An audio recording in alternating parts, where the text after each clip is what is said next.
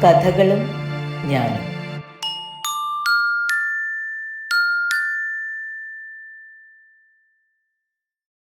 പത്മരാജന്റെ തകര. കൗമാരകാലത്തെ എൻ്റെ അടുത്ത കൂട്ടുകാരനായിരുന്നു തകര. ആത്മഹത്യയിൽ ജീവിതം അവസാനിപ്പിച്ചിട്ടുള്ള എൻ്റെ ചങ്ങാതിമാരുടെ ലിസ്റ്റിൽ അവനും പെടുന്നു. ആത്മഹത്യ ചെയ്തൊരു കൂട്ടുകാരൻ എന്നു മാത്രം പറഞ്ഞാൽ അതവനെപ്പറ്റി ഒന്നും ആകുന്നില്ല. ആത്മഹത്യയിൽ അന്ത്യം കണ്ടവരുടെ മിക്കവരുടെയും മുഖങ്ങൾ കാലം എൻ്റെ ഉള്ളിൽ നിന്നും അപ്പപ്പോൾ മായ്ച്ചു തരാറുള്ളതാണ്. എന്നിട്ടും തകര ബാക്കി നിൽക്കുന്നു, ഓരോ പുതുമയിലും കരുത്തോടെ കുരുത്തു വരുന്ന നാടൻ തകരയുടെ മൂച്ചോടെ. അവൻ ചത്തപ്പോൾ ഞങ്ങൾക്കെല്ലാം വലിയ സങ്കടമായി. ഞങ്ങൾ സ്കൂൾ കുട്ടികൾക്ക് അതൊരു വല്ലാത്ത ഇടിവാളായിരുന്നു അന്ന്. ഞങ്ങൾക്കെല്ലാം മരണം ഒരു അപൂർവ അനുഭവമായിരുന്നതുകൊണ്ട് കുറേ ദിവസത്തേക്ക് അതൊരു വല്ലാത്ത മാനസിക പ്രശ്നമായി. സ്കൂൾ വിട്ട് പോരുമ്പോഴും സ്കൂളിലേക്ക് വരുമ്പോഴും വഴിയിൽ ഞങ്ങൾ തകരയെ ഓർത്തു. സ്കൂളിലെ ഇടവേളകളിൽ ഗേറ്റിലെ കപ്പലണ്ടിക്കാരൻ്റെ ചുറ്റും ഞങ്ങൾക്കിടയിൽ അന്ന് ഉത്സാഹമുണ്ടായില്ല. പിറ്റേന്ന് ഞങ്ങളിൽ പലർക്കും ഉറങ്ങാൻ കഴിയാത്തതിൻ്റെയോ ഉറക്കത്തിൽ തകരയെ സ്വപ്നം കണ്ടതിൻ്റെയോ കഥകൾ രഹസ്യമായി പരസ്പരം കൈമാറാനുണ്ടായിരുന്നു. ആർക്കും കുറേ കാലത്തേക്ക് എങ്ങും മനസ്സ് നിന്നില്ല. പിന്നെ ഓരോരുത്തരായി തകരയെ മറന്നു. മരണത്തിൻ്റെ ആ അപ്രതീക്ഷിതമായ കടന്നാക്രമണം വന്നതുപോലെ പിൻവാങ്ങി. പക്ഷേ എനിക്ക് തകര അങ്ങനെ തൂങ്ങിച്ചെത്തത് തീരെ അപ്രതീക്ഷിതമായിരുന്നില്ല. അവൻ അങ്ങനെ ചെയ്യും എന്ന് എനിക്കൊരു ഊഹമുണ്ടായിരുന്നു. തൂങ്ങിച്ചാകൽ അവൻ്റെ ഏറ്റവും വലിയ മോഹമായിരുന്നു എന്നെനിക്കറിയാമായിരുന്നു താനും. തകരയുടെ ആ രഹസ്യാഭിലാഷം എന്നെ കൂടാതെ ചെല്ലപ്പനാശാരിക്ക് മാത്രമേ അറിയാമായിരുന്നുള്ളൂ. അവൻ അതേപ്പറ്റി ഞങ്ങളോട് 2 പേരോട് മാത്രമേ പറഞ്ഞിട്ടുള്ളൂ. വല്ലാതെ സന്തോഷവും സങ്കടവും വരുന്ന ദിവസങ്ങളിൽ അവൻ ഞങ്ങളോട് 2 പേരോടുമായി അത് പല ആവർത്തി പറഞ്ഞിട്ടുള്ളതാണ്. ഓരോ തവണ പറയുമ്പോഴും അവൻ താക്കീത് നൽകിയിരുന്നു. ദേണ്ടേ, നിങ്ങൾ 2 ആൾ. മൂന്നാമതൊരുത്തൻ്റെ അടുത്ത് തകര ഇക്കാര്യം മിണ്ടിയിട്ടില്ല. ഒറ്റയാളെ അറിയിക്കരുത്. അറിയിച്ച തകര തൂങ്ങിച്ചത്തുകളയും. ഞാനും ചെല്ലപ്പനാശാരിയും ആ പല്ലവി കേട്ട് ചിരിച്ചിരുന്നു. ചെല്ലപ്പനാശാരിയുടെ കാതിൽ 2 നീലക്കല്ല് കടുക്കനുണ്ടായിരുന്നു. അതായിരുന്നു അവനോട് ഞങ്ങൾക്കുണ്ടായിരുന്ന ആരാധന, എനിക്കും തകരയ്ക്കും. തകരയുടെ ജീവിതത്തിലെ 2ാമത്തെ ആഗ്രഹം ആ നീലക്കല്ല് കടുക്കനൊന്നിട്ടുകൊണ്ട് ഒരു ദിവസം കമ്പോളത്തിലൊക്കെ ഒന്ന് വിലസി നടക്കുക എന്നതായിരുന്നു. പക്ഷേ ചെല്ലപ്പനാശാരി അത് കൊടുത്തില്ല. കൊടുക്കാം എന്ന് പറഞ്ഞ് ഒടുക്കം വരെ തകരയെ ആശിപ്പിച്ച് നടത്തിയതല്ലാതെ. അവനെ കുറ്റം പറഞ്ഞിട്ട് കാര്യമില്ല. തകരയെ എങ്ങനെ വിശ്വസിക്കും? മോഷ്ടിച്ചു കളയുമെന്നല്ല, തകരയ്ക്ക് മോഷ്ടിക്കാനൊന്നും അറിഞ്ഞുകൂടായിരുന്നു. ആരെങ്കിലും വഴിയിൽ കണ്ട് ഇണക്കത്തിൽ പിടിച്ച് ചോദിച്ചാൽ അവനതങ്ങ് ഊരിക്കൊടുത്തു കളയും. പിന്നെ ചോദിച്ചാൽ അത് ആർക്ക് ഊരിക്കൊടുത്തു എന്ന് അവന് തന്നെ ഓർമ്മ കാണുകയില്ല. കുത്തിച്ചോദിച്ചാലും വിഡ്ഢിയെപ്പോലെ നിന്ന് ഇളിക്കാനേ അവൻ അറിയാമായിരുന്നുള്ളൂ.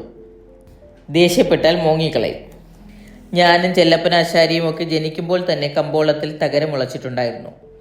കമ്പോളത്തിൻ്റെ ആട്ടും തുപ്പും ഗതികെട്ട രാത്രികളും പിന്നീട് തകര അന്നും എല്ലായിടത്തും എല്ലാവർക്കും വേണ്ടി ഓടി നടക്കുന്നത് ഞങ്ങളുടെ ആദ്യ സ്മരണകളിൽ പെടുന്നു. അന്നെനിക്ക് അവനെ പേടിയായിരുന്നു. ഈളായി ഒലിപ്പിച്ച് അയഞ്ഞ കാക്കി നിക്കറും വലിച്ചു കയറ്റി തിരിയാത്ത ഭാഷയിൽ എല്ലാവരോടും വർത്തമാനം അന്വേഷിച്ച് നടക്കുന്ന അവൻ്റെ വലിയ രൂപം അന്നൊക്കെ പേടി സ്വപ്നങ്ങളിൽ കയറി വന്ന് ഉടക്കി നിന്നിട്ടുണ്ട്. പിന്നെ സ്കൂൾ കുട്ടികളായതോടെ ആ പേടിയൊക്കെ ഞങ്ങൾക്ക് പോയി. തകര ഞങ്ങളോട് അടുത്തു.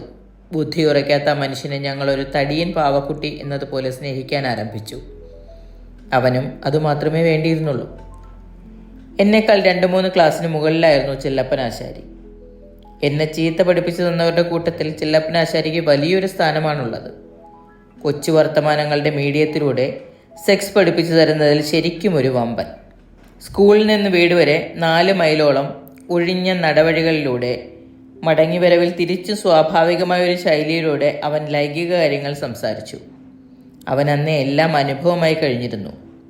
അറിഞ്ഞതിൻ്റെ 10 ഇരട്ടി പുളുക്കഥകൾ അവൻ പറഞ്ഞുകൂട്ടുകയും ചെയ്തു. മുഴുവൻ ചുമ്മാതുള്ള അടിയാണെന്ന് അറിഞ്ഞുകൊണ്ട് തന്നെ ഞാനത് കേൾക്കാൻ ഔത്സുക്യം കാണിച്ചു. ആ കള്ളക്കഥകളും അവയിലെ അയഥാർത്ഥമെന്ന് ആർക്കും പിടികിട്ടുന്ന സംഭവവികാസങ്ങളും എന്നിലന്ന് ഒരു വല്ലാത്ത എരിവ് കയറ്റിയിരുന്നു. ഇടയ്ക്ക് ഞങ്ങൾ തോട്ടുപക്കത്തെ പൊളിഞ്ഞ പാലത്തിൻ്റെ ചോട്ടിൽ ഏറെ നേരം ഇരുന്ന് വർത്തമാനം പറഞ്ഞു. ഫുട്ബോൾ കളിച്ചുണ്ടാക്കിയ വിയർപ്പിൻ്റെ നാറ്റം ഒരു അഭിമാനം പോലെ ഇടയ്ക്കിടയ്ക്ക് മണത്തു നോക്കിക്കൊണ്ട് അവൻ പറഞ്ഞു വിട്ടിരുന്ന കഥകൾ എൻ്റെ അറിവിലേക്ക് എന്നും എന്തെങ്കിലും പുതുതായി എറിഞ്ഞു പിടിപ്പിച്ചു. പലപ്പോഴും ചെല്ലപ്പനാശാരിയുടെ കഥകൾക്ക് എവിടെയെങ്കിലും വച്ച് ചില സാദൃശ്യങ്ങൾ കണ്ടിരുന്നു. എല്ലാറ്റിലും ചെല്ലപ്പനാശാരിയും കാണും, ഒരു പെണ്ണും കാണും. പക്ഷെ പെണ്ണുങ്ങളുടെ വൈവിധ്യമായിരുന്നു എനിക്ക് ആ കഥകളിലെ മുഖ്യ ആകർഷണ വസ്തു. എനിക്കും കൂടി കണ്ടു പരിചയമുള്ള പെണ്ണുങ്ങളുമായി ചെല്ലപ്പനാശാരിക്കുണ്ടായിട്ടുള്ള രഹസ്യാനുഭവങ്ങൾ എന്ന നിലയ്ക്ക് എനിക്ക് ആ കഥകളിൽ പെട്ടെന്നങ്ങ് ലയിക്കാൻ കഴിയുമായിരുന്നു. ഞങ്ങളുടെ ആ ഇഴുകി പിടിച്ചു നിൽക്കുന്ന സായാഹ്നങ്ങളിലേക്ക് തകര വന്നു കയറുകയായിരുന്നു. അവന് വേണ്ടിയിരുന്നത് ചെല്ലപ്പനാശാരിയുടെ കടുക്കനും. കടുക്കൻ കൊടുക്കാമെന്ന് ചെല്ലപ്പനാശാരി സമ്മതിച്ചു. എപ്പോൾ തരും? ഇപ്പോൾ ഈ പറയുന്ന വർത്താനം ഒന്ന് പറഞ്ഞു നിർത്തിയാൽ ഉടനെ എന്ന് പറഞ്ഞുകൊണ്ട് ചെല്ലപ്പനാശാരി വീണ്ടും പറഞ്ഞു വന്ന കഥയുടെ നടുവിലേക്ക് മുങ്ങി. അതൊരു നല്ല കഥയായിരുന്നു. ഞാൻ അതിലങ്ങ് ലീനനായിപ്പോയി. തകരയെ ഞാൻ മറന്നു. തകരയും എന്നെപ്പോലെ തന്നെ കഥയിൽ ലയിച്ചു പോയെന്നറിഞ്ഞത് കഥ തീർന്നു നോക്കുമ്പോഴാണ്. അവൻ്റെ പിളർന്ന വായിൽ നിന്ന് ഈള ഒഴുകിച്ചാടി. മണൽപ്പരപ്പിൽ തുളകുത്തു വീണു. അസാധാരണമായൊരു തിളക്കം അവൻ്റെ കിതപ്പിനടിയിൽ ഞങ്ങൾ വിദൂരമായി കണ്ടു. ഞാനും ചെല്ലപ്പനാശാരിയും പരസ്പരം നോക്കി. ഞങ്ങൾക്ക് രണ്ടാൾക്കും ചിരി പൊട്ടി. ഞങ്ങളുടെ ചിരി നോക്കി ഒന്നും പിടികിട്ടാതെ ഇരുന്ന തകരയും അല്പനേരത്തിന് ശേഷം ആ ചിരിയിൽ പങ്കുചേർന്നു. എന്തോന്നാ ഞങ്ങൾ പറഞ്ഞേ? ചെല്ലപ്പനാശാരി ചോദിച്ചു. എനിക്കറിയാം. തകരയ്ക്ക് അത് പറയുമ്പോൾ വല്ലാത്തൊരു നാണം വന്നു. എന്തറിയാം? ചെല്ലപ്പനാശാരി ചോദിച്ചു. അവനൊരു പുതിയ ഇരയെ കിട്ടിയതിൻ്റെ സന്തോഷം കണ്ടു. തകര ആ ചോദ്യത്തിന് മറുപടി പറഞ്ഞില്ല. എങ്കിലും അവന് സ്ത്രീ പുരുഷ ബന്ധത്തെക്കുറിച്ച് എന്തോ ചില ധാരണകളുണ്ട് എന്ന് ഞങ്ങൾക്കപ്പോൾ സംശയം തോന്നി. അറിയാമെന്നോ അറിയണമെന്നോ അങ്ങനെ എന്തോ ഒരു പരുവം. ഞങ്ങൾ അറിയാവുന്ന ഇംഗ്ലീഷിൽ പരസ്പരം സംസാരിച്ചു. ഈ തകര പെണ്ണിൻ്റെ കൂടെ കിടന്നിട്ടുണ്ടോ എന്ന് തിരക്കി. തകര പെണ്ണിൻ്റെ കൂടെ കിടന്നിട്ടില്ലായിരുന്നു. അതവൻ സത്യമായും സമ്മതിച്ചു. അവന് കിടക്കണമെന്നൊട്ട് താല്പര്യവും ഉണ്ടായിരുന്നില്ല. സന്ധ്യയാവുന്നതുവരെ തകര ഞങ്ങളെ ചുറ്റിപ്പറ്റി നിന്നു. പിരിയുമ്പോഴേക്ക് ചെല്ലപ്പനാശാരി അവനെ ഒരു ശിഷ്യനായി ലിസ്റ്റിൽ പെടുത്തി കഴിഞ്ഞിരുന്നു. തകരയാന്ന് ചെല്ലപ്പനാശാരി അങ്ങനെ ഒരു ശിഷ്യനാക്കിയത് തുടക്കത്തിൽ എനിക്ക് തീരെ ഇഷ്ടപ്പെട്ടില്ല. വേറൊന്നുമല്ല, അതൊരു വളഞ്ഞ ബുദ്ധിയാണെന്ന് എനിക്ക് ആദ്യമേ തോന്നി. പിന്നെ നേരിയ അസൂയയും ഒരു കാരണമാവാം. എൻ്റേതു മാത്രമായിരുന്ന ഒരു സ്വകാര്യ ലോകത്തിലേക്ക് വേറൊരാൾ കൂടി കടന്നു വരാൻ പോകുന്നോ എന്ന ഭയത്തിൽ കുഴഞ്ഞ അസൂയ. പക്ഷെ അതങ്ങ് സംഭവിച്ചു. ക്രമേണ തകര എല്ലാ ദിവസവും ഞങ്ങളുമായി പാലത്തിൻ്റെ കീഴിലോ പൊളിഞ്ഞ അമ്പലപ്പറമ്പിൻ്റെ ചൂരൽക്കാട്ടിലോ മറ്റെവിടെയെങ്കിലുമോ ഒക്കെ വെച്ച് സംസാരിക്കുക പതിവായി മാറി. ഓരോ ദിവസവും എൻ്റെ ഒപ്പം അവൻ്റെ അറിവിൻ്റെ ചക്രവാളങ്ങളും വികസിപ്പിക്കുന്ന ചുമതല ചെല്ലപ്പനാശാരി സന്തോഷത്തോടെ ഏറ്റെടുത്തു. എനിക്കത് കാണുമ്പോൾ ദേഷ്യമോ വെറുപ്പോ ഒക്കെയാണ് തോന്നിയത്. പൊട്ടനായ ആ തടിയൻ രൂപം ആ പുതിയ ലോകത്തിലേക്ക് വളരെ പെട്ടെന്ന് ആകർഷിക്കപ്പെട്ട് കാണുമ്പോൾ കഷ്ടം തോന്നിയിരുന്നു. അതെന്തെങ്കിലും അപകടം വലിച്ചു വയ്ക്കും എന്നെനിക്ക് തുടക്കത്തിലെ ഭയവും ഉണ്ടായിരുന്നു. ഒരിക്കൽ ഞാനത് ചെല്ലപ്പനാശാരിയോട് സൂചിപ്പിക്കുകയും ചെയ്തു. അപ്പോൾ അവൻ്റെ പ്രതികരണം ഒരു ഊറിച്ചിരിയായിരുന്നു. കുടിലത കലർന്നൊരു മന്ദഹാസം. പിന്നെ അവൻ പറഞ്ഞു, നീ കൊള്ളാം, അവനേക്കാൾ വലിയ പൊട്ടൻ. തകര ഒന്നും ചെയ്യുകയില്ലെന്ന് ചെല്ലപ്പനാശാരി പറഞ്ഞു തന്നു. തകര എന്ത് ചെയ്യാനാണ്? അവനിങ്ങനെ വായി പിളർന്ന് നടക്കുകയുള്ളൂ. അവൻ്റെ കക്ഷത്തിൽ തൂങ്ങിക്കിടക്കുന്ന ആ കറുത്ത രോമക്കൂട്ടുണ്ടല്ലോ, അത് വെറും വൈക്കോലാണ്. അവൻ്റെ പേശികളുണ്ടല്ലോ, അതുകൊണ്ട് ഒരു കാര്യവുമില്ല. പലക പോലെ ചത്തതാണവ. പിന്നെ എന്തുവാ നിൻ്റെ പരിപാടി? ഞാൻ ശുണ്ടി കയറി ചോദിച്ചു. എനിക്കൊരു പരിപാടിയില്ല. അവൻ ദിവസവും ഓടിക്കിതച്ച് പിറകെ വന്ന ഞാൻ പിന്നെ എന്തോ ചെയ്യണം? തല്ലി ഓടിക്കണോ? അതേതായാലും എന്നെ കൊണ്ട് വയ്യ. കല്ലുകെടുക്കാൻ തരികയില്ലെന്ന് തീർത്തങ്ങ് പറഞ്ഞാൽ മതി. അവനിപ്പോൾ കല്ലുകെടുക്കാനൊന്നും അല്ല വേണ്ടത്, ചെല്ലപ്പനാശാരി പറഞ്ഞു. എടാ മണ്ട, അവനിപ്പോഴാ വേണ്ടാധീനങ്ങളിൽ കമ്പം കയറി തുടങ്ങുന്നേ. ചിലർക്കങ്ങനെ. തകരയെപ്പോലെ 10-35 വയസ്സായാലും തടി പോലെ അങ്ങ് വളരുകയുള്ളൂ. ചിലത് അങ്ങനെ അങ്ങ് മച്ചിയായിട്ട് നിന്നു പോകും. ചിലതിൽ വൈകി വിഷം കയറും. നിനക്കെന്തോ വേണം ഈ തകരയിലൊക്കെ വിഷം കയറ്റിയിട്ട്? എനിക്കൊന്നും വേണ്ടിയിട്ടല്ല, ഒരു രസമല്ലേടാ ഇത്. പക്ഷേ വെറും ഒരു രസത്തിന് വേണ്ടി ആയിരുന്നില്ല ചെല്ലപ്പനാശാരി തകരയെ റിക്രൂട്ട് ചെയ്തതെന്ന് പിന്നീട് എനിക്ക് ബോധ്യപ്പെട്ടു. പരീക്ഷണത്തിന് നല്ലൊരു ഗിനിപ്പിഗിനെയാണ് കിട്ടിയതെന്ന് മനസ്സിലായതോടെ അവന് തകരയിലൊരു പ്രത്യേക വാത്സല്യം കയറുകയായിരുന്നു. ചെല്ലപ്പനാശാരി ഫുട്ബോൾ കളിക്കുന്നത് നോക്കിയിരിക്കുന്നതിനിടയിൽ ഒരു വൈകുന്നേരം തകര എന്നോട് മെല്ലെ ചോദിച്ചു, കുഞ്ഞേതെങ്കിലും പെണ്ണിൻ്റെ ഒപ്പം കിടന്നിട്ടുണ്ടോ? അവനത് ചോദിക്കാൻ വല്ലാത്ത നാണമുണ്ടായിരുന്നു. കുറ്റിരോമങ്ങൾ എഴുന്നേൽക്കുന്ന കവളിൽ ഒരു ഓളം പോലെ ചുവപ്പ് പടരുന്നത് ഞാൻ ശ്രദ്ധിച്ചു. ഓഹോ, ഞാൻ പറഞ്ഞു. എനിക്ക് തോന്നുമ്പോഴൊക്കെ കിടക്കാറുണ്ട്. തകരയുടെ കണ്ണുകൾ വിസ്മയം കൊണ്ട് വിടർന്നു. അവൻ്റെ നാവ് വായയ്ക്കുള്ളിൽ വെറുതെ വട്ടം ചുറ്റുന്നതും നെറ്റി ചുളിയുന്നതും ശ്രദ്ധിച്ചുകൊണ്ട് ചെല്ലപ്പനാശാരിയുടെ ശൈലിയിൽ ഞാനൊരു കഥ പറയാൻ തുടങ്ങി. ഞങ്ങളുടെ വീട്ടിലെ ജോലിക്കാരി രാധയായിരുന്നു ആ കഥയിലെ നായിക. രാധയെ തകര കണ്ടിട്ടുള്ളതാണ്. കമ്പോളത്തിൽ മീൻ വാങ്ങാൻ ചെല്ലുന്ന എല്ലാ പെണ്ണുങ്ങളെയും തകരയ്ക്കറിയാമല്ലോ. ഞാനും രാധയും തമ്മിൽ എങ്ങനെ ബന്ധപ്പെട്ടു എന്നറിയാൻ തകര അനൽപമായ താല്പര്യം കാണിച്ചു. വളരെ ലളിതമായി ഞാൻ ആ കഥ പറഞ്ഞു കേൾപ്പിച്ചു. ഒരു ദിവസം എനിക്ക് തോന്നി അവളുടെ കൂടെ കിടക്കണമെന്ന്. എല്ലാവരും ഉറങ്ങിയപ്പോൾ ഞാൻ എണീറ്റ് ചെന്ന് അവളുടെ പായയിൽ കിടന്നു. അവൾ നിലവിളിച്ചില്ലേ? ഏയ്, വിജയുടെ മന്ദഹാസത്തോടെ ഞാൻ പ്രഖ്യാപിച്ചു. ഒരു പെണ്ണ് നിലവിളിക്കില്ല. അതെന്താ അങ്ങനെ? അതങ്ങനെ. അന്ന് പാലത്തിൻ്റെ ചുവട്ടിലെ സദസ്സ് പിരിഞ്ഞപ്പോൾ ഞാൻ അക്കാര്യം ചെല്ലപ്പനാശാരിയോട് പറഞ്ഞു. ചെല്ലപ്പനാശാരി എന്നെ അഭിനന്ദിച്ചു. എങ്കിലും ഞാൻ തകരയോട് പറഞ്ഞത് സത്യമാണോ എന്ന് അന്വേഷിക്കാൻ അവൻ മറന്നില്ല. അതെൻ്റെ ഒരു ആഗ്രഹം മാത്രമാണെന്ന് അറിയിച്ചപ്പോൾ അവൻ എന്നെ കളിയാക്കുകയും ചെയ്തു. ഏതായാലും തകര പച്ച പിടിക്കുന്നുണ്ട്, ചെല്ലപ്പനാശാരി വിധിച്ചു. അവനെ കൊണ്ട് ഇനി നമുക്ക് എന്തെങ്കിലുമൊക്കെ ചെയ്യിക്കണം. വെറുതെ ഇങ്ങനെ വിട്ടാൽ പറ്റുകയില്ല. പറയാൻ എളുപ്പമായിരുന്നെങ്കിലും അത് വളരെ ശ്രമകരമായ ഒരു ജോലിയായിരുന്നു. ഞങ്ങൾ അവനെ കൊച്ചു പുസ്തകങ്ങൾ വായിച്ചു കേൾപ്പിച്ചു. സംഭോഗത്തിൻ്റെയും നഗ്നകളായ സ്ത്രീകളുടെയും പടങ്ങളുടെ പുസ്തകം അവന് കാണാൻ കൊടുത്തു.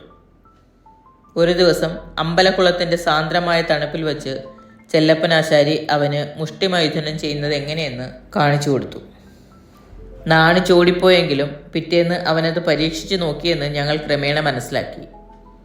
ചെല്ലപ്പനാശാരിയെ സംബന്ധിച്ചിടത്തോളം അതൊരു വലിയ വിജയമായിരുന്നു. ഞാൻ തകരയ്ക്കൊരു പെണ്ണിനെ കണ്ടുവച്ചിട്ടുണ്ട്, ഒരു ദിവസം ചെല്ലപ്പനാശാരി പറഞ്ഞു. ആരാ ആരാ? ഞാൻ ആകാംക്ഷയോട് അന്വേഷിച്ചു. അതൊക്കെയുണ്ട്.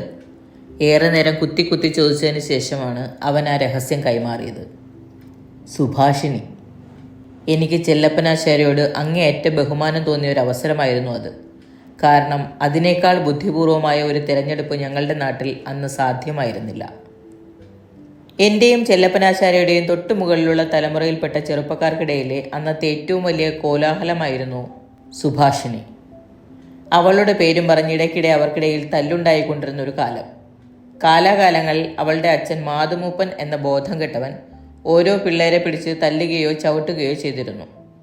ഒരിക്കലൊരു പയ്യനൊരു കുത്തുകൊടുത്ത കഥയുമുണ്ട്. ഞങ്ങളുടെ നാട്ടിൽ അന്നൊരൊറ്റ തടക്കാളയേ ഉണ്ടായിരുന്നുള്ളൂ.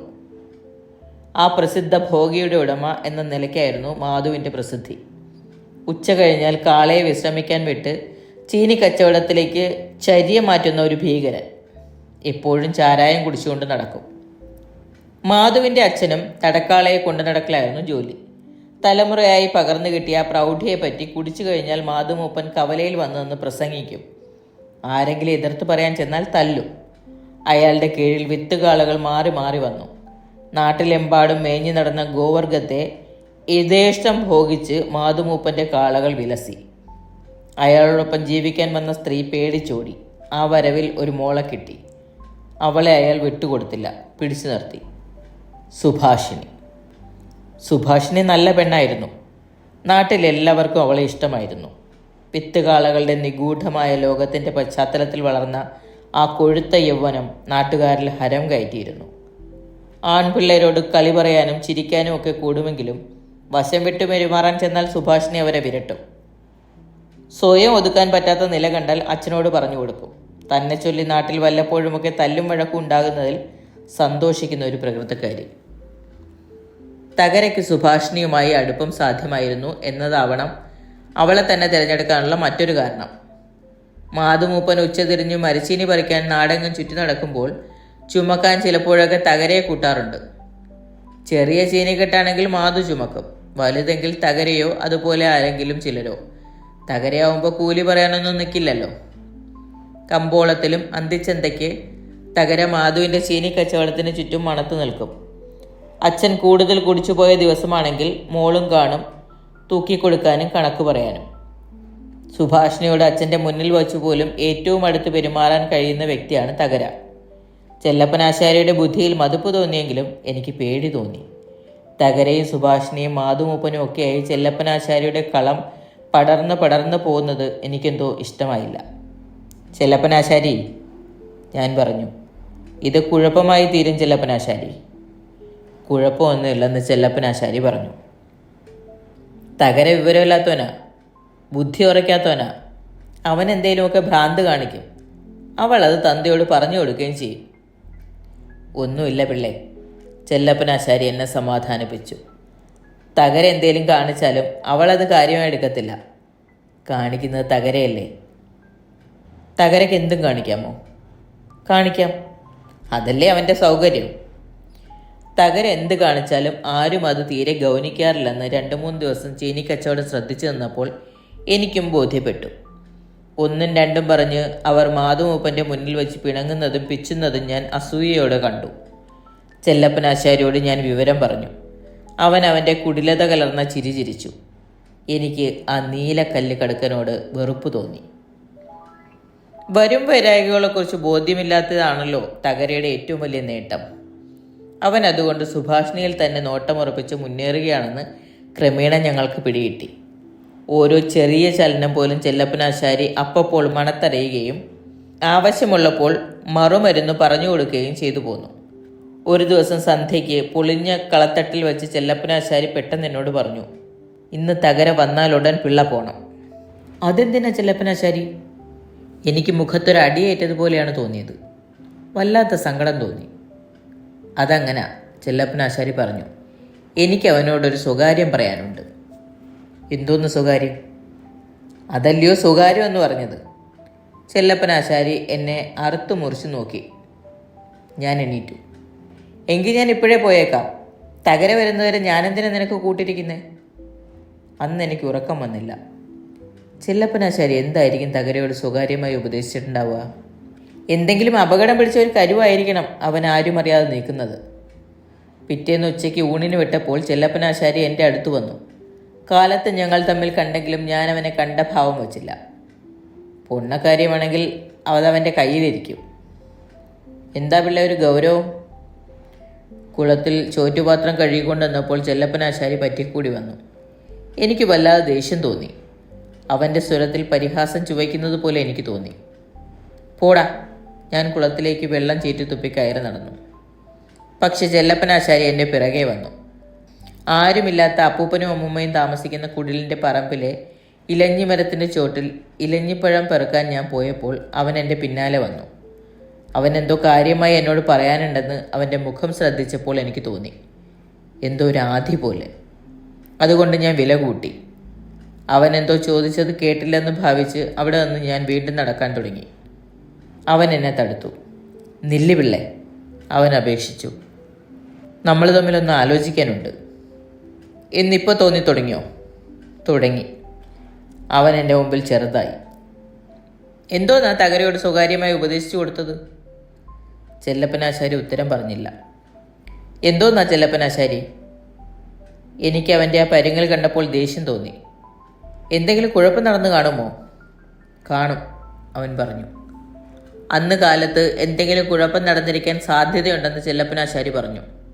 മാതുമൂപ്പൻ അധികാലത്ത് തടക്കാളയെയും കൊണ്ട് പോയിരിക്കും.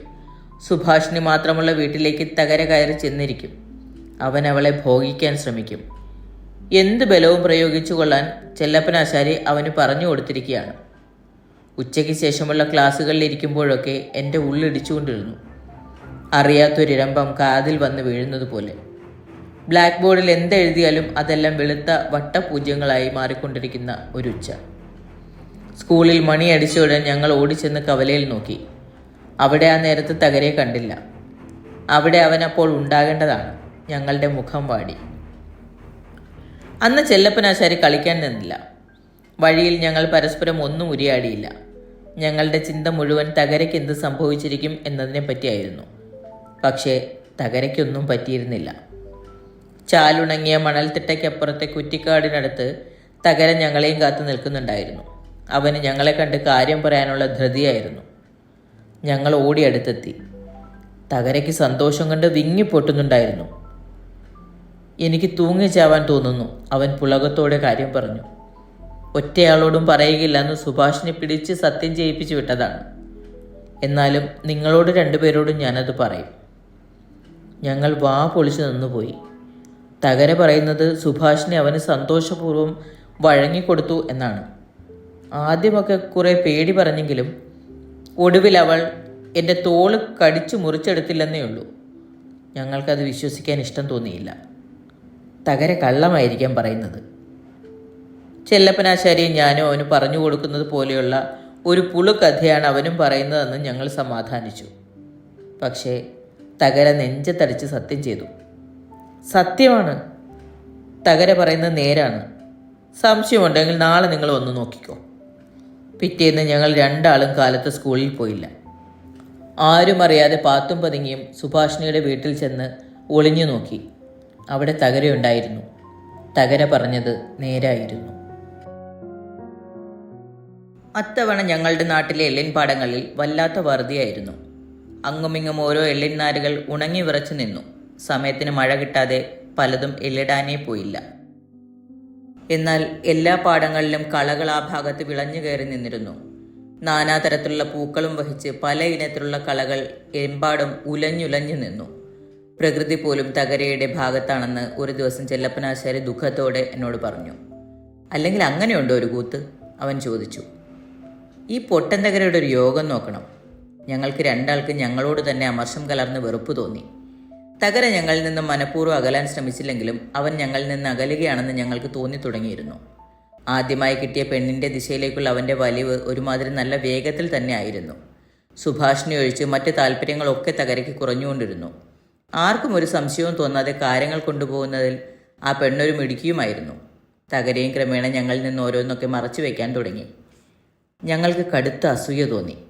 തകരയും സുഭാഷിണിയും തമ്മിലുള്ള ആ അതിശയ വീഴ്ചയുടെ രഹസ്യം ഞങ്ങൾ രണ്ടുപേരിൽ മാത്രമായി നിന്ന് വിങ്ങുന്നതും ബുദ്ധിമുട്ടിക്കുന്നതും ഒരു അനുഭവമായിരുന്നു. പിന്നെ വേറൊരു ഭയങ്കര സംശയവും ഞങ്ങൾക്ക് തോന്നി തുടങ്ങിയിരുന്നു. തകരയല്ലാതാകുന്നുണ്ടോ? കുറേശ്ശെയായി. കാമത്തിൻ്റെ ആ അറിയാ കൊയ്ത്ത് അവനിലെ മാന്യത്തിൻ്റെ ഗതി മാറ്റിയിട്ടുണ്ടെന്ന് ഒരു ദിവസം ചെല്ലപ്പനാശാരി കണക്ക് പറഞ്ഞ് സമർത്ഥിച്ചു തന്നു. തകര പൊതുവെ ഒന്ന് മിനുങ്ങി എന്നത് സത്യമാണ്. അവൻ്റെ വിരിഞ്ഞ പേശികളിൽ നാട്ടിലധികം പേർക്കില്ലാത്ത അപൂർവമായ ഒരു പുരുഷത്വം ഒളിഞ്ഞു കിടപ്പുണ്ടെന്നും അതിലാണ് സുഭാഷിനെ പോലെ ഒരു മുള്ളുള്ള പൂവ് കുരുങ്ങിപ്പോയതെന്നും വരെ ഞങ്ങൾക്ക് തോന്നി. അസൂയ ഞങ്ങളുടെ സ്വൈര്യം കെടുത്തി. പാലത്തിൻ്റെ ചോട്ടിലെ സായാഹ്നങ്ങൾക്ക് വേറൊരു നിറം വീണു. ചെല്ലപ്പനാശാരിയുടെ കഥകൾ പെട്ടെന്ന് നിലച്ചു. ഗൗരവത്തിൻ്റെയോ കുറ്റപ്പെടുത്തലിൻ്റെയോ ഒക്കെയായ ഒരു മൂകത സന്ധ്യയോടൊപ്പം വന്നു ചുറ്റി. തകരെ കൊണ്ട് ഈ വേണ്ടാത്ത കളി കളിക്കണ്ടെന്ന് ഞാൻ അന്നേ പറഞ്ഞതല്ലേ ചെല്ലപ്പനാശാരി എന്നും ഞാൻ അവന് വഴക്കു പറഞ്ഞു. അവൻ്റെ നീലക്കല്ല് കടക്കിൻ്റെ തിളക്കം പണ്ടേ എൻ്റെ മുന്നിൽ മാഞ്ഞു കഴിഞ്ഞിരുന്നു. ഒരു ദിവസം വഴിക്ക് സുഭാഷിനെ കണ്ടപ്പോൾ ഞാൻ പതുക്കെ പറഞ്ഞു, അറിയുന്നുണ്ട്. അവൾ അത് കേട്ട് വെട്ടിത്തിരിഞ്ഞു നിന്നു. എന്തോ അറിയുന്നു? ഒഴിഞ്ഞു പോകാൻ അവൾ എന്നെ സമ്മതിച്ചില്ല. പിടിച്ചു നിർത്തി കാര്യം പറയിച്ചേ വിട്ടുള്ളൂ. എന്തോന്നാ കൊച്ചൻ വഴിയെ പോകുന്ന പെമ്പിള്ളവരോട് കൊച്ചു വർത്താനം പറഞ്ഞുകൊണ്ട് വരുന്നേ? അവൾ നിന്ന് ചീറി. അപ്പം ഞാൻ കാര്യഗൗരവമുള്ള ഒരാളായി മാറിക്കൊണ്ട് പറഞ്ഞു, അല്ല സുഭാഷിണി, ചിലരൊക്കെ അങ്ങും ഇങ്ങും നിന്ന് പൂച്ചം പറഞ്ഞു തുടങ്ങിയിട്ടുണ്ട്. ആ തകരയ്ക്കാണെങ്കിൽ ബുദ്ധിയില്ലാത്തവനുമാ. ആരോട് എന്തും പറയുന്നവനാ തകര. ഞാൻ പ്രതീക്ഷിച്ചത് അവൾ അടിയോടെ അങ്ങ് തകർന്നു വീഴുമെന്നായിരുന്നു. പക്ഷെ ഒന്നും ഉണ്ടായില്ല. അവൾ എൻ്റെ മുഖമടച്ചാട്ടി. കൊള്ളരുതായിക പറഞ്ഞുണ്ടാക്കിയാലുണ്ടല്ലോ. ആരാ ഏതാന്നൊന്നും ഞാൻ നോക്കത്തില്ല. എൻ്റെ വായിലിരിക്കുന്ന കേട്ടോണ്ട് പോകേണ്ടി വരും. പിന്നെ അവൾ വായിൽ വന്നതൊക്കെ വിളിച്ചു പറയാൻ തുടങ്ങി. പിള്ള ഇപ്പോഴെന്നോടിത് പറഞ്ഞതിരിക്കട്ടെ, മേലിൽ എന്തെങ്കിലും എവിടെന്നെങ്കിലും കേട്ടാൽ ഞാൻ കൊച്ചിനെയും പിടിക്കും, കൂടെ നടക്കുന്ന ആശാരി ചെറുക്കനെയും പിടിക്കും. രണ്ടും കൂടെ ഒരു ദിവസം അപ്പൻ്റെ പിച്ചാത്തി പിടിക്കിരിക്കും. അവൾ അതും പറഞ്ഞ് നെഞ്ചും വിരിച്ച് നടന്നുപോയി. ഞാൻ നിന്ന് വിറച്ചു. ആ ഏറ്റുമുട്ടലിനെ കുറിച്ച് കേട്ടപ്പോൾ ചെല്ലപ്പനാശാരി എന്നെ ഒരുപാട് വഴക്ക് പറഞ്ഞു. സുഭാഷിണിയുടെ അടുത്ത് അവനോട് ചോദിക്കാതെ അങ്ങനെ ഒരു വളഞ്ഞ വഴിയെ കൊണ്ടുപോയത് അപകടമായി പോയെന്ന് എനിക്കും തോന്നി. ഏതായാലും പറഞ്ഞതാ. അതിൻ്റെ പേരിൽ ഇനി ആരെന്ത് കുഴപ്പമുണ്ടാക്കിയാലും ഞാനങ്ങ് സഹിച്ചോളാം. ഞാൻ തറപ്പിച്ച് പറഞ്ഞപ്പോൾ അവൻ അടങ്ങി. പക്ഷേ സുഭാഷിണിയുടെ ആ ഇടംതടിച്ചുള്ള നിലപാടിൽ നിന്ന് പ്രധാനപ്പെട്ട വേറെ പല സംഗതികളും ഞങ്ങൾക്ക് ചിന്തയിൽ കിട്ടി. അവയിൽ പലതും ഞങ്ങൾക്ക് അസുഖമുണ്ടാക്കിയ അറിവുകളുമായിരുന്നു. സുഭാഷിണിക്ക് തകരെ നല്ല വിശ്വാസമുണ്ട് എന്ന് ഞങ്ങൾ ഒരു ഞെട്ടലോടെ മനസ്സിലാക്കി. ആരെങ്കിലും എന്തെങ്കിലും പറഞ്ഞു എന്ന് കേട്ട് അവൾ അവനെ ഉടനെ അങ്ങ് വിരട്ടി അയക്കാനൊന്നും പോകുന്നില്ല എന്നും ഞങ്ങൾക്ക് ബോധ്യപ്പെട്ടു. ആ അറിവ് ഞങ്ങളെ തളർത്തി. ഞങ്ങളുടെ ഉത്സാഹവും കാര്യങ്ങളോടുള്ള പൊതുവായ താല്പര്യവും പെട്ടെന്ന് മങ്ങി. ചെല്ലപ്പനാശാരിക്ക് ഫുട്ബോൾ കളിയോട് വരെ പെട്ടെന്ന് വിരക്തി കയറി. ചിലപ്പോൾ ഞങ്ങൾ അന്തിച്ചന്തയിൽ ചെന്ന് നിന്ന് തകരയും സുഭാഷിണിയും തമ്മിലുള്ള പെരുമാറ്റം ഒളിഞ്ഞു നിന്ന് നോക്കും. എന്നെയോ ചെല്ലപ്പനാശാരിയോ കണ്ടാലുടൻ അവർ രണ്ടാളും പെരുമാറ്റത്തിൽ കരുതലുള്ളവരായി മാറുന്നത് ഞങ്ങൾ അറിഞ്ഞു. മാതുമൂപ്പൻ കച്ചവടത്തിനിടയിൽ ഇടയ്ക്ക് ഷാപ്പിലേക്കൊന്ന് പോയി വരും. ആ ഇടവേളകളിൽ തകര പെട്ടെന്ന് ഒരു വലിയ കാര്യസ്ഥനെ പോലെ ഗൗരവപൂർവ്വം കച്ചവടം കൈകാര്യം ചെയ്യാൻ ശ്രമിക്കുന്നത് ഞങ്ങൾ ശ്രദ്ധിച്ചു. മാധുവിൻ്റെ മുന്നിൽ അവൻ ഒരു പുതിയ അടിമയായിരുന്നു. ഒരു അനന്തരാവകാശിയുടെ ചുമതലാബോധം പ്രകടിപ്പിക്കാൻ തകര ബന്ധപ്പെടുന്നുണ്ടായിരുന്നു. സുഭാഷിണി അവൻ്റെ വെപ്രാളം കണ്ട് പൊട്ടിച്ചിരിച്ചു. ചെല്ലപ്പനാശാരിക്ക് അത് കണ്ടാവണം ക്ഷമയറ്റത്. സന്ധ്യയ്ക്ക് ക്രൂരമായ ഒരു പല്ലുകടിയോടെ ചെല്ലപ്പനാശാരി എന്നോട് പറഞ്ഞു, ഞാനിത് പൊളിക്കുന്ന തോന്നുന്നേ. എങ്ങനെ? എനിക്കും അത് പൊളിഞ്ഞു കാണാൻ ഇഷ്ടമായിരുന്നു. മാധുവിനോട് ഞാൻ പറയും, അങ്ങേര് നിന്നെയും കുത്തും തകരയും കുത്തും. ഞാൻ ഭയത്തോടെ പറഞ്ഞു. വേണ്ടാത്തതിനൊന്നും പോകണ്ട ചെല്ലപ്പനാശാരി. പുറമേ അങ്ങനെ പറഞ്ഞെങ്കിലും പറഞ്ഞു കൊടുക്കുന്നെങ്കിൽ കൊടുക്കട്ടെ എന്നായിരുന്നു എനിക്ക്. പിറ്റേ ദിവസം ചെല്ലപ്പനാശാരി സ്കൂളിൽ വന്നില്ല. എനിക്കെവിടെയോ അപകടം മണത്തു. അന്ന് വൈകുന്നേരം സ്കൂൾ വിട്ട് വരുമ്പോൾ കമ്പോളത്തിൽ ആൾക്കൂട്ടം കണ്ടു. ഓടിച്ചെന്ന് നോക്കുമ്പോൾ തകരയെ മാതുമൂപ്പൻ തല്ലുന്നു. ഒരു വലിയ പുരുഷാരം ആ മർദ്ദനത്തിൻ്റെ ഭീകരത കണ്ട് ഒന്നും ചെയ്യാനാവാതെ അറച്ചു നിൽക്കുന്നു. തകര അടിയേറ്റ് വീണ് കഴിഞ്ഞിരുന്നു. അവൻ്റെ മുഖത്തും തോളിലും ചോര ഒഴുകിയിരുന്നു. മരച്ചീനി തൂക്കുന്ന തുലാസുകൊണ്ട് മാധു അവൻ്റെ തലയ്ക്ക് പിറകിൽ എണ്ണം പറഞ്ഞു തല്ലി. ഓരോ അടിക്കുമൊപ്പം ചോര ചീറ്റിച്ചാടി. തകര അബോധാവസ്ഥയിൽ നിലവിളിക്കുകയും ചേഷ്ട കാണിക്കുകയും ചെയ്തു. അടിയേറ്റ് തകര ബോധമറ്റ് വീഴുന്നത് കാണാൻ ഞാൻ നിന്നില്ല. അതിനു മുമ്പ് ഓടിപ്പോന്നു. മാതുമൂപ്പൻ്റെ ഉറഞ്ഞ മുഖം രാത്രി മുഴുവൻ എൻ്റെ ഉറക്കം കെടുത്തി. പിറ്റേന്ന് മുതൽ ആരും തകരയെ എങ്ങും കണ്ടില്ല. തലേ രാത്രിയിൽ ഒരു ചോരക്കളത്തിൽ അവൻ തല താഴ്ത്തി കിടക്കുന്നത് കണ്ടു. കുറേ അപ്പുറത്ത് മാറി ആരും ചെന്നവന് വെള്ളം കൊടുക്കാതിരിക്കാനായി ചോര പുരണ്ട തുലാസുമായി മാധു കാവലിരുന്നു. തകരയ്ക്ക് എന്ത് സംഭവിച്ചിരിക്കാം എന്നതിനെപ്പറ്റി നാട്ടിൽ പല കഥകളും പരന്നു. അവൻ ചത്തുപോയിരിക്കാം എന്ന കഥയ്ക്കായിരുന്നു കൂടുതൽ വിശ്വസ്തത. അതല്ല, അവനെ ആരോ വലിച്ച് ആശുപത്രിയിൽ ഇട്ടിട്ടുണ്ടെന്നും ചിലർ പറഞ്ഞു. ഏതായാലും ആരും അവനെപ്പറ്റി കാര്യമായി അന്വേഷിക്കാൻ മെനക്കെട്ടില്ല. മാധുവിനെ എല്ലാവർക്കും പേടിയുണ്ടായിരുന്നു. പിന്നെ തകരയുടെ പേരിൽ പോലീസിൽ പരാതിപ്പെട്ടതുകൊണ്ടും പ്രത്യേകിച്ച് വിശേഷമൊന്നും ഉണ്ടാവില്ല എന്ന് എല്ലാവർക്കും ബോധ്യമായിരുന്നു. 1-2 ദിവസത്തേക്ക് ഇങ്ങനെയുള്ള ആകാംക്ഷകളും അന്വേഷണങ്ങളും നിലനിന്നുള്ളൂ. മാധു വീണ്ടും കവലയിൽ ചോരക്കറ പുരണ്ട തുലാസുമായി പ്രത്യക്ഷപ്പെട്ടു. സുഭാഷിണിയെ അവൻ കൂടെ കൊണ്ടുവന്നില്ല. സുഭാഷിണിയെയും അന്ന് രാത്രി മാധു തല്ലിച്ചതച്ചു എന്നാണ് കേട്ടത്. അവൻ്റെ അലർച്ചയുടെയും അവളുടെ നിലവിളിയുടെയും ശബ്ദം തൻ്റെ വീട്ടിൽ കേട്ടു എന്ന് വയലിൻ്റെ അക്കരെ താമസിക്കുന്ന സതീശൻ പറഞ്ഞപ്പോൾ ഞങ്ങൾ സ്കൂൾ കുട്ടികളെല്ലാം ഞെട്ടിപ്പോയി. ഒരാഴ്ചയോളം അടുപ്പിച്ച് തകരയെ കാണാതായതോടെ അവൻ ചത്തുപോയിരിക്കാം എന്നെല്ലാവർക്കും തോന്നി. എൻ്റെ മനസ്സിൽ അതൊരു വല്ലാത്ത പടുവായി കിടന്നു. തകര അങ്ങനെ ചാവുകയില്ല എന്ന് ഞാൻ സ്വയം വിശ്വസിപ്പിക്കാൻ ശ്രമിച്ചു. ചാവുകയാണെങ്കിൽ തകര തൂങ്ങി ചാവുകയുള്ളൂ എന്ന് എനിക്ക് എങ്ങനെയോ ഉറപ്പു തോന്നിയിരുന്നു. ചെല്ലപ്പനാശാരിയോട് ഞാൻ മിണ്ടാതായി. അവൻ്റെ നീലക്കല്ല് കടുക്കൻ കാണുന്നത് എനിക്ക് പേടിയായി. ഇടയ്ക്കൊരിക്കൽ സുഭാഷിനെ കണ്ടു. പഴയ കളിയും ഇളക്കവും അവൾ പാടെ വറ്റിപ്പോയിരുന്നു. എന്നെ അകലെ കണ്ടതോടെ അവൾ മുഖം ഒന്നുകൂടി വീർപ്പിച്ചു കെട്ടി. ഇപ്പോൾ അവളുമായി ഉടക്കുന്നതുകൊണ്ട് അപകടമൊന്നും ഉണ്ടാവില്ലെന്ന് എനിക്ക് ധൈര്യം തോന്നി. അന്ന് ഞാൻ പറഞ്ഞപ്പോൾ എന്നെ തല്ലിക്കൊല്ലാൻ വന്നല്ലോ, ഞാൻ അർത്ഥം വെച്ച് പറഞ്ഞു. എന്നിട്ട് ഇപ്പം എന്തായി? അവളൊന്നും മിണ്ടിയില്ല. എനിക്ക് വല്ലാത്തൊരു വിമ്മിട്ടം തോന്നി. ഇങ്ങനെ എന്തെങ്കിലുമൊക്കെ വരുന്ന് എനിക്ക് അന്നേ തോന്നി. ഞാൻ ഒരനുഭാവിയായി മാറി. എൻ്റെ ആ കള്ളക്കളി അവൾക്ക് പിടിച്ചില്ല. ദാണ്ട കൊച്ചേ, അവൾ കടുപ്പിച്ചു പറഞ്ഞു, എന്നോട് കളിക്കാൻ വരരുത്. എനിക്ക് ദേഷ്യം വന്നു. കളി ഇപ്പോൾ കാര്യമായല്ലോ. എന്തോന്ന് കാര്യമായി? ആ തകരയെ തല്ലിക്കൊന്നില്ലേ? ആര്? നിങ്ങളുടെ അച്ഛൻ? ആ, എനിക്കറിയാൻ വയ്യ. അവൾ ഒന്നും അറിയാത്തോളെ പോലെ ഒരു നിൽപ്പ് നിന്നു. അച്ഛനങ്ങനെ പലരെയും തല്ലിക്കൊല്ലും. എന്താ ചോദിക്കാൻ ചോണയുണ്ടോ? നിങ്ങളെയും തല്ലിച്ചതച്ചില്ലേ? എന്തിന്? വേണ്ടേ, മുഖത്ത് നോക്കി കള്ളം പറയരുത്, ഞാൻ താക്കീത് കൊടുത്തു. കള്ളം പറയുന്നത് കൊച്ചിൻ്റെ വീട്ടിൽ വല്ലവരും ആയിരിക്കും. സുഭാഷിണി പൊട്ടിത്തെറിച്ചു. എൻ്റെ പകപ്പ് കണ്ട് അവൾ സ്വരം ലേശമൊന്നും മയപ്പെടുത്തി. എൻ്റെ ദേഹത്ത് എൻ്റെ അച്ഛൻ ഇന്നുവരെ ഒരു മണ്ണെടുത്തിട്ടിട്ടില്ല. അവൾക്ക് കള്ളം പറയാൻ യാതൊരു മടിയുമില്ലെന്ന് അറിയുന്നതുകൊണ്ട് ഞാൻ പിന്നെ അവിടെ നിന്നില്ല. പക്ഷേ ഒന്നെനിക്ക് മനസ്സിലായി, സുഭാഷിണി തകരയെ അങ്ങനെ കാര്യമായിട്ടൊന്നും എടുത്തിട്ടില്ല. അവൾക്ക് തകരയെ കൈവിടാനും വലിയ പ്രയാസമൊന്നുമില്ല. ഒരു ദിവസം പടിഞ്ഞാറ് നിന്ന് മീനും കൊണ്ടുവന്ന മരക്കാന്മാർ പറഞ്ഞറിഞ്ഞു തകര കടപ്പുറത്തുണ്ടെന്ന്. അവൻ ചത്തിട്ടില്ലെന്നറിഞ്ഞപ്പോൾ എല്ലാവർക്കും ഒരു സമാധാനം തോന്നി, പ്രത്യേകിച്ച് ഞങ്ങൾ സ്കൂൾ കുട്ടികൾക്ക്. ഞങ്ങളതൊരു വലിയ സന്തോഷം പോലെ കേട്ടു. തകര ചത്തിട്ടില്ല. അവൻ 2-3 ദിവസം മുമ്പ് കടപ്പുറത്ത് മുളച്ചു. അടി കൊണ്ടതിൻ്റെ അവശതയുണ്ട്. എന്നാലും വലിയ കുഴപ്പമൊന്നുമില്ല. ഊപ്പ് പെറുക്കിയും വല വലിക്കാൻ സഹായിച്ചും തീറ്റ കണ്ടെത്തുന്നുണ്ട്. ഞങ്ങളെല്ലാവരും കൂടി ഒരു എക്സ്കർഷൻ പോലെ പടിഞ്ഞാറേക്കരയിൽ പോയാലോ എന്നാലോചിച്ചു. ഒരു ഞായറാഴ്ച അതിനായി മാറ്റിവെക്കണം. തകരയ്ക്ക് കടപ്പുറത്ത് പോയി മാലയിടണം എന്നൊക്കെ ചില കൊള്ള തീരുമാനങ്ങളെടുത്ത് ചിരിച്ചു പിരിഞ്ഞു. ഒന്നും നടന്നില്ല. ആരും തകരെ അന്വേഷിച്ചു പോയില്ല. തകര ഇങ്ങി വന്നോളും എന്നൊരു മട്ടായിരുന്നു എല്ലാവർക്കും. പക്ഷേ അടുത്ത ഞായറാഴ്ച വന്നപ്പോൾ പടിഞ്ഞാറേക്കരയിൽ പോകാതിരിക്കാൻ എനിക്ക് കഴിഞ്ഞില്ല. കൂട്ടുകാരൻ്റെ വീട്ടിൽ പുസ്തകം വാങ്ങാനെന്നോ മറ്റോ വീട്ടിൽ കള്ളവും പറഞ്ഞ് ഞാൻ പടിഞ്ഞാറേക്കരയ്ക്ക് പോയി. കമ്പോളത്തിൽ കടത്തും കാത്തു നിൽക്കുമ്പോൾ ഞാൻ സ്വയം ചോദിച്ചു, എനിക്കും തകരയ്ക്കും തമ്മിലെന്ത്? വെറും കുറ്റബോധം മാത്രം കൊണ്ടായിരുന്നില്ല അന്ന് തകരയെ കാണാൻ പോയത്. സത്യത്തിൽ അന്നാണ് എനിക്ക് മനസ്സിലായത്, പുറം കൗതുകത്തിനപ്പുറം ഞാനും തകരയും തമ്മിൽ എന്തോ ഒന്നുണ്ടെന്ന്. കടത്തെത്താറായപ്പോൾ വേറൊരാൾ കൂടി യാത്രക്കാരുടെ കൂട്ടത്തിലെത്തി, ചെല്ലപ്പനാശാരി. എന്നെ കണ്ടപ്പോൾ അവനും ലേശമൊന്നും വല്ലാതായെന്ന് തോന്നി. വള്ളത്തിൽ ഞങ്ങൾ പരസ്പരം ഒന്നും ഉരിയാടാൻ പോയില്ല. മിണ്ടാതെ രണ്ട് വ്രതക്കാരെ പോലെ ഞങ്ങൾ അല്പം വിട്ടുമാറി കുത്തിയിരുന്നു. നല്ല വെയിലുണ്ടായിരുന്നു. കായലിലെ വെള്ളം നീലച്ചു കിടന്നു. ഞാനും ചെല്ലപ്പനാശാരിയും ഇളകുന്ന വെള്ളത്തിൽ പരസ്പരം പ്രതിച്ഛായ നോക്കിയിരുന്നു. അങ്ങനെ നോക്കിയിരിക്കെ ഞങ്ങൾ തമ്മിലുള്ള പിണക്കത്തിന് അയവ് വന്നു. എനിക്കവനോട് എന്തുകൊണ്ടോ ചെറുതായി കഷ്ടം തോന്നി. അവനും അത് തന്നെ തോന്നിയെന്ന് പിന്നീട് അവൻ എന്നോട് പറഞ്ഞിട്ടുണ്ട്. കടവിറങ്ങിയിട്ടും ഞങ്ങൾ ഒന്നും മിണ്ടാൻ പോയില്ല. രണ്ടുപേരും എങ്ങോട്ടാണെന്ന് രണ്ടുപേർക്കും നല്ലതുപോലെ അറിയാമല്ലോ. പിന്നെന്ത് ചോദിക്കാൻ? ഞാൻ വേഗത്തിൽ നടക്കാൻ തുടങ്ങിയപ്പോൾ അവൻ മനഃപൂർവ്വം വേഗം കുറച്ചു.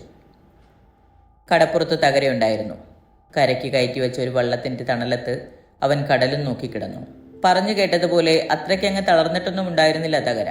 തലയിൽ 2-3 മുടി പറ്റി മുറിച്ച് പഞ്ഞു വെച്ചത് ഉണങ്ങിപ്പറന്നു നിന്നു. എന്നെയും ചെല്ലപ്പനാശാരിയെ മുന്നിലും പിറകിലുമായി കണ്ടത് തകരയ്ക്ക് വലിയ സന്തോഷമുണ്ടാക്കി. അവൻ പിളർന്ന ചിരിയുമായി ഓടി വന്ന് ഞങ്ങളെ തൊട്ടും പിടിച്ചു നിന്ന് വർത്തമാനം തുടങ്ങി. അവന് ഞങ്ങളോട് പിണക്കമുണ്ടായിരിക്കുമെന്ന് ധരിച്ചിരുന്ന ഞങ്ങൾ അവൻ്റെ ആ പെരുമാറ്റം വല്ലാത്ത അതിശയമുണ്ടാക്കി. തകരയ്ക്ക് തന്നെ നല്ല ഓർമ്മയുണ്ടായിരുന്നില്ല അവൻ എങ്ങനെ പടിഞ്ഞാറേക്കരയിൽ എത്തിയെന്ന്. കേട്ടറിവേയുള്ളൂ. പാതിരയ്ക്കൊരു ജഡം കടത്തിക്കഴിഞ്ഞ് ചാരായവും കുടിച്ചു വന്ന വള്ളക്കാരൻ വിശ്വംഭരനാണ് തകരയെ വലിച്ച് ഇക്കരയ്ക്ക് കൊണ്ടുപോകുന്നത്. ധർമാശുപത്രിയിൽ കൊണ്ടിട്ടിട്ട് അയാൾ പോയി. പിന്നെയും 2-3 ദിവസം കഴിഞ്ഞിട്ടേ തകരയ്ക്ക് ബോധം വീണുള്ളൂ. ബോധം വീണ് കഴിഞ്ഞുള്ള 2-3 ദിവസങ്ങളായിരുന്നു അവന് അസഹ്യമായി തീർന്നത്. ആരും ചോദിക്കാനും പറയാനുമില്ലാതെ വിങ്ങുന്ന വ്രണങ്ങളിൽ വന്ന് പൊതിയുന്ന ഈച്ചകളെ ഞെരിച്ചു കൊന്നുകിടന്ന ആ ദിവസങ്ങളിൽ അവനൊരു തീരുമാനമെടുത്തിട്ടുണ്ട്. തകര ആ തീരുമാനം ഞങ്ങളോട് പറഞ്ഞു. അവൻ വീണ്ടും കമ്പോളത്തിൽ വരും. വന്ന് മാധുവിനെ കുത്തിക്കൊല്ലും. ഞാനും ചെല്ലപ്പനാശാരിയും അത് കേട്ട് ഉള്ളാലെ വിറച്ചെങ്കിലും പുറമേ ചിരിച്ചു കാണിച്ചു. വേണ്ട തകരെ, ഞങ്ങൾ ചിരിച്ചുകൊണ്ട് പറഞ്ഞു. മാധുവിനെ കുത്തിക്കൊന്നിട്ട് നീ എന്ത് ചെയ്യും? എന്നിട്ട് ഞാൻ സുഭാഷിനെ കല്യാണം കഴിക്കുമെന്ന് തകര പറഞ്ഞു. അവർ സുഖമായിട്ട് കഴിയും, ഒരു ശല്യവുമില്ലാതെ. ഞങ്ങൾ ചിരിച്ചു. അന്ന് പകൽ മുഴുവൻ ഞാനും ചെല്ലപ്പനാശാരിയും കടപ്പുറത്തായിരുന്നു. ഞങ്ങൾക്ക് തകരയെ വിട്ടുപോരാൻ മടി തോന്നി. പോകാൻ തുടങ്ങിയപ്പോഴൊക്കെ അവനും ഞങ്ങളെ വിലക്കി. തകരയുടെ തീരുമാനങ്ങൾ ഇളക്കാൻ ഞാനും ചെല്ലപ്പനാശാരിയും പരമാവധി ശ്രമിച്ചു. പക്ഷേ ഞങ്ങളതിൽ വിജയിച്ചെന്ന് തോന്നിയില്ല. തകര ചില കാര്യങ്ങൾ തീരുമാനിച്ചിട്ടുണ്ട്. സുഭാഷിന് കല്യാണത്തിന് സമ്മതിച്ചില്ലേലോ? ഞാൻ ചോദിച്ചു. അതൊക്കെ അവൾ സമ്മതിക്കും, തകര ആത്മവിശ്വാസത്തോടെ പറഞ്ഞു. അവൾക്ക് തകരയെ അത്ര വലിയ ഇഷ്ടമൊന്നുമില്ല, ഞാൻ പറഞ്ഞു. അവൻ്റെ മുഖത്ത് ഒരു അടി വീണ് കാണാനുള്ള വാശിയോടെ ഞാൻ കയറി പറഞ്ഞു. ഞങ്ങൾ തമ്മിൽ സംസാരിച്ചു. മാധുവിൻ്റെ അടി പേടിച്ചവൾ മനസ്സു മാറ്റി. പക്ഷെ തകരയിൽ ഭാവവ്യത്യാസം ഒന്നും ഉണ്ടായില്ല. സുഭാഷിനെയും അവനും കൂടി സുഖമായി ജീവിക്കുമെന്ന് അവൻ എങ്ങനെയോ ബോധ്യം കയറിയിട്ടുണ്ടെന്ന് ഞങ്ങൾക്ക് മനസ്സിലായി. അതിൽ നിന്ന് അവനെ ഇളക്കാൻ ആരെക്കൊണ്ടും കഴിയില്ല. പിള്ള ചുമ്മാതെ എന്നെ വരട്ടാൻ പറയുക. തകര എൻ്റെ ഗൗരവം മുഴുവൻ അവൻ്റെ ആഹ്ലാദം കൊണ്ട് കഴുകിക്കളഞ്ഞു. ഒന്നുമില്ല, അവൾ സമ്മതിക്കും. തകര ഞങ്ങൾക്ക് കടപ്പുറത്തെ തെങ്ങുകളിൽ നിന്നും തുടവണ്ണമുള്ള കരിക്കു പറിച്ചു തന്നു. അവന് ഞങ്ങളെ എങ്ങനെ സന്തോഷിപ്പിക്കണമെന്നറിയാതെയുള്ള പരിഭ്രമമായിരുന്നു. കടപ്പുറത്തെ തെളിഞ്ഞ കാറ്റിലും കരിക്കിൻ വെള്ളത്തിലെ നേർത്ത ഉപ്പുരസത്തിലും ഞങ്ങൾ തകരയുടെ സൗഹൃദമറിഞ്ഞു. വിജനമായ ആ കടൽ തീരം തകരയ്ക്ക് സ്വന്തം പോലെ ആയി തുടങ്ങിയിരുന്നു. അവനെ എല്ലാവരും അവിടെയും തകര എന്ന് വിളിച്ചു. അവൻ ഞങ്ങളെ ഒരു ഒഴിഞ്ഞ സ്ഥലത്ത് കൊണ്ടിരുത്തി സൂര്യൻ മറയുന്നത് കാണിച്ചു തന്നു. അപ്പോൾ ഞങ്ങളെല്ലാം ചുവപ്പായി. ചുവപ്പ് മാഞ്ഞു തുടങ്ങിയപ്പോൾ ചെല്ലപ്പനാശാരി പെട്ടെന്ന് തകരയോട് പറഞ്ഞു, തകരയ്ക്ക് തല്ലുകൊണ്ടത് ഞാൻ കാരണമാണ്. തകര ഒന്നും മിണ്ടിയില്ല. ഞാനാ മാധുവിനോട് പറഞ്ഞു കൊടുത്തത്, ചെല്ലപ്പനാശാരി പറഞ്ഞു. അവനത് പറയാൻ വേണ്ടി മാത്രമാണ് പടിഞ്ഞാറേക്കരയ്ക്ക് വന്നതെന്ന് എനിക്കെപ്പോൾ മനസ്സിലായി. പക്ഷെ അതൊന്നും തകര അത്ര വലിയ കാര്യമാക്കി എടുത്തില്ല. മാധു അറിഞ്ഞതിലോ മാധുവിനെ അറിയിച്ചതിലോ ഒന്നും അവൻ കാര്യമായി കാണുന്നില്ല. അതെന്നായാലും അറിയാനുള്ളതാണ് എന്നൊരു മട്ടായിരുന്നു അവന്. പക്ഷേ അതറിഞ്ഞപ്പോൾ മാധു അവനെ കൊല്ലാൻ നോക്കി എന്നതിലാണ് അവന് വിഷമമുള്ളത്. അതിൻ്റെ അർത്ഥം മാധു ജീവിച്ചിരിക്കുമ്പോൾ സുഭാഷിണി ഇല്ല എന്നല്ലേ? അവനെ തകര കൊല്ലും. തകര ഇടയ്ക്കിടെ മുരണ്ടു. കടവ് വരെ അവൻ ഞങ്ങളെ യാത്ര അയക്കാൻ വന്നു. വള്ളം വരുന്നതിനൊരല്പം മുമ്പ് തകര വേറൊരു കാര്യം കൂടി ഞങ്ങളോട് പറഞ്ഞു. അവനൊരു പിച്ചാത്തി മേടിച്ചിട്ടേ ഇനി കിഴക്കേക്കരയ്ക്ക് വരുന്നുള്ളൂ. അതിനുള്ള കാശുണ്ടാക്കിക്കൊണ്ടിരിക്കുകയാണിപ്പോൾ. പിച്ചാത്തി ആയി കഴിഞ്ഞാൽ ഉടൻ വരാം, കാണാം. മടക്കത്തിൽ ഞാനും ചെല്ലപ്പനാശാരിയും ഒന്നും മിണ്ടിയില്ല. ഞങ്ങൾക്ക് തമ്മിൽ അപ്പോൾ പിണക്കം ഒട്ടും ഉണ്ടായിരുന്നില്ല. പടിഞ്ഞാറേക്കരയിൽ തകര പിച്ചാത്തി വാങ്ങാൻ കാശുണ്ടാക്കുന്നു എന്ന കാര്യം ഞാനും ചെല്ലപ്പനാശാരിയും ആരോടും പറഞ്ഞില്ല. എന്നിട്ടും എല്ലാവരും അതറിഞ്ഞു. തകര പലരോടും അത് പറയുന്നുണ്ടായിരുന്നു. പടിഞ്ഞാറ് നിന്ന് വന്ന മരയ്ക്കാന്മാർ മാധുമൂപ്പനോട് അതൊരു തമാശ പോലെ പറഞ്ഞു. വരട്ടെ അവനിങ്ങ്, അവൻ്റെ പിച്ചാത്തിയും കൊണ്ട്. മാധുമൂപ്പൻ കമ്പോളത്തിൽ നിന്ന് പ്രഖ്യാപിച്ചു. അവൻ്റെ ശവം അരിയാൻ നോക്കിയിരിക്കുക ഇവിടെ ഞാൻ. പിച്ചാത്തി ഞാൻ കൊടുക്കാം, അവനോടൊന്ന് വരാൻ പറ. ബുദ്ധിമോശത്തിൽ തകര പ്രാഞ്ചി ഇക്കരയൊന്നും വന്ന് കയറരുതെന്ന് അവനോട് പറയാൻ നാട്ടുകാർ മീൻകാരികളെ ചട്ടം കെട്ടി അയച്ചു. അവരത് ചെന്ന് പറഞ്ഞോ എന്തോ. എന്തായാലും തകര വന്നില്ല. അവൻ വരില്ലെന്ന് പോലും ഞങ്ങൾ സ്കൂൾ കുട്ടികളിൽ പലരും തീർത്തു പറഞ്ഞു. തകര വരാനൊന്നും പോകുന്നില്ല. അവൻ ഇനി അവിടെ അങ്ങ് ഉറയ്ക്കും. അവനിപ്പോൾ നമ്മളെ ആ പെണ്ണിനെ എല്ലാം അങ്ങ് മറന്നു കാണും. തകരയല്ലേ? പക്ഷേ എനിക്കും ചെല്ലപ്പനാശാരിക്കും അറിയാമായിരുന്നു തകര വരുമെന്ന്.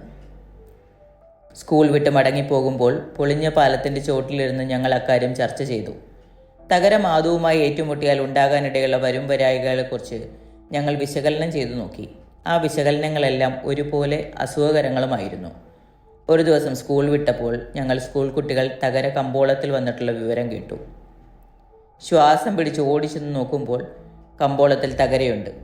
ഞങ്ങൾ ചെല്ലുമ്പോൾ തന്നെ അവിടെ വലിയൊരു പുരുഷാരം വന്നെത്തിയിട്ടുണ്ടായിരുന്നു. ആരും അവനോടടുക്കാൻ ധൈര്യം കാണിച്ചില്ല.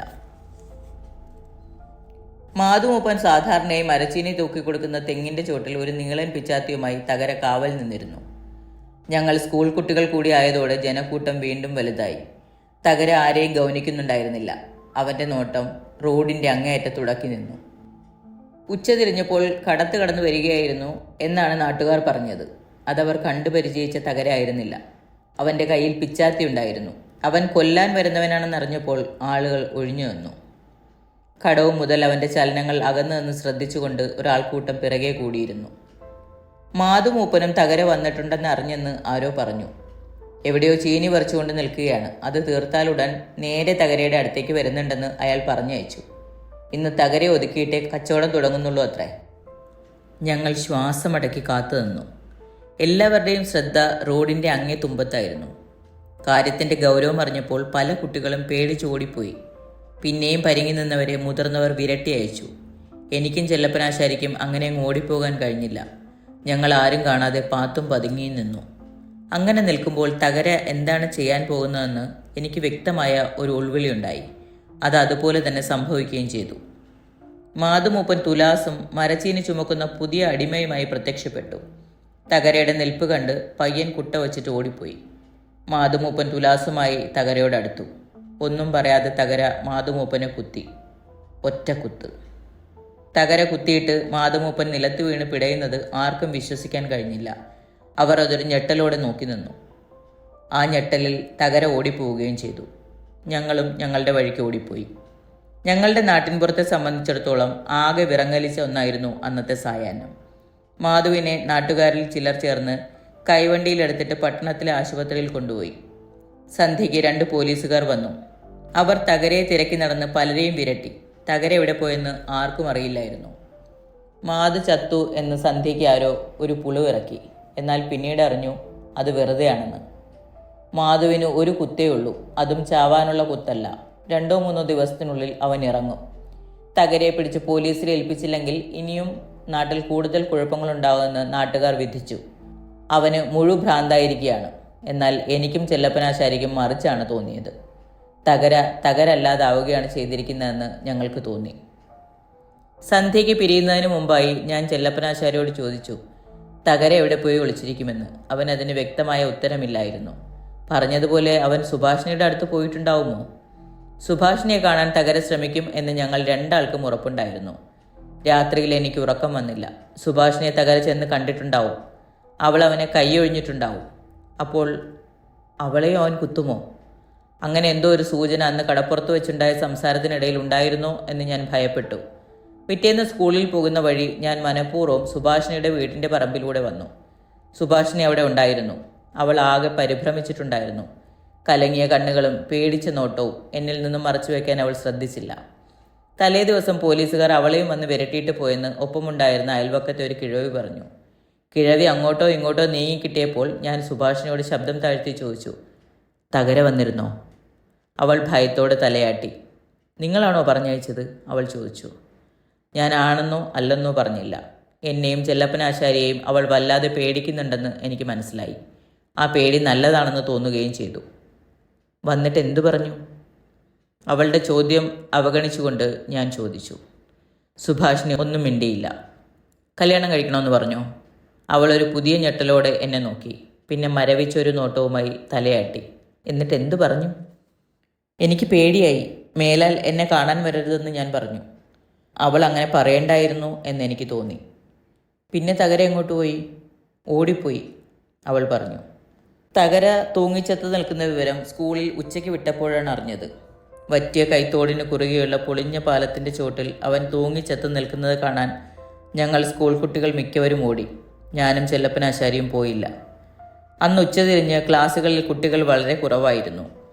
തകര ചത്ത വിവരം അറിഞ്ഞ് സാറന്മാർക്കും ഉത്സാഹം പോയിരുന്നു. വൈകുന്നേരം സ്കൂളിൽ നിന്ന് മടങ്ങുമ്പോഴേക്ക് ശവം പോലീസ് വന്ന് അഴിച്ചുകൊണ്ടുപോയിരുന്നു. പാലത്തിൻ്റെ അടുത്തെത്തിയതോടെ ഞങ്ങൾക്ക് ഞങ്ങളുടെ ഹൃദയമിടിപ്പുകൾ വ്യക്തമായി കേൾക്കാറായി. ഞങ്ങൾ അവിടെ നിന്നില്ല. താഴെ മണൽപ്പരപ്പിൽ ഒരുപാട് കാൽപ്പാടുകൾ പതിഞ്ഞു കിടക്കുന്നത് ഭയത്തോടെ ഒളിഞ്ഞു നോക്കി പോരാനേ ഞങ്ങൾക്ക് ധൈര്യമുണ്ടായുള്ളൂ.